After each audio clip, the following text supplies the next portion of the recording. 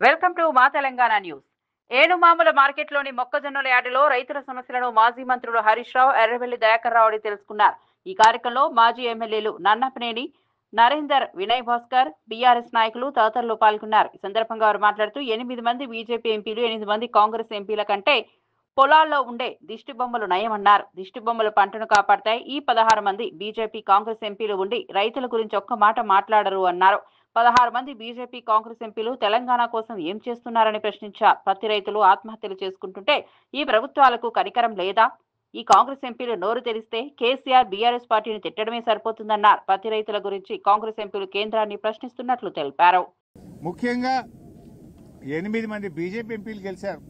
ఏం చేస్తున్నారు మీరు? 8 మంది బీజేపీ ఎంపీలు కేంద్రం మీద ఒత్తిడి తేవాల్సిన బాధ్యత లేదా? పత్తి రైతులు ఆత్మహత్యలు చేసుకుంటే మీకు కనికరం లేదా అని నేను అడుగుతా ఉన్నా. ఈరోజు ఈ 8 మంది ఎంపీల పరిస్థితి ఎట్లుందంటే ఆ పంట పొలాల్లో ఉండే దిష్టి బొమ్మలు మీకంటే నయం. కనీసం ఆ దిష్టి బొమ్మలన్నా ఆ కోతులు రాకుండానో, అడవి పందులు రాకుండానో, పక్షులు రాకుండానో అన్న ఆ దిష్టి బొమ్మలు పనిచేస్తాయి. మీరేం లాభం? 8 మంది ఎంపీలు గెలిచి ఒక్కసారి నోరు విప్పరు, పత్తి రైతుల గురించి మాట్లాడరు, కేంద్ర ప్రభుత్వాన్ని ప్రశ్నించరు. ఇక 8 మంది కాంగ్రెస్ ఎంపీలు గెలిచిండ్రు.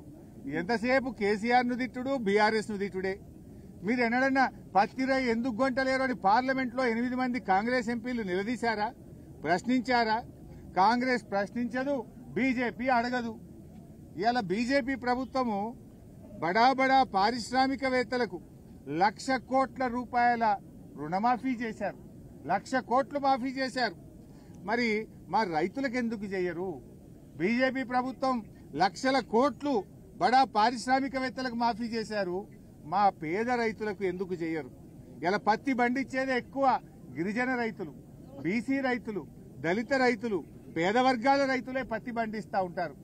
ఇలా కేంద్ర ప్రభుత్వం ఎట్లుందంటే విదేశాల నుంచి పత్తి దిగుమతి చేసుకుంటే అక్కడ మాత్రం నిబంధనలు సవరించి 11% ఏదైతే పత్తి మీద ట్యాక్స్ ఉండనో దాన్ని రద్దు చేశారు.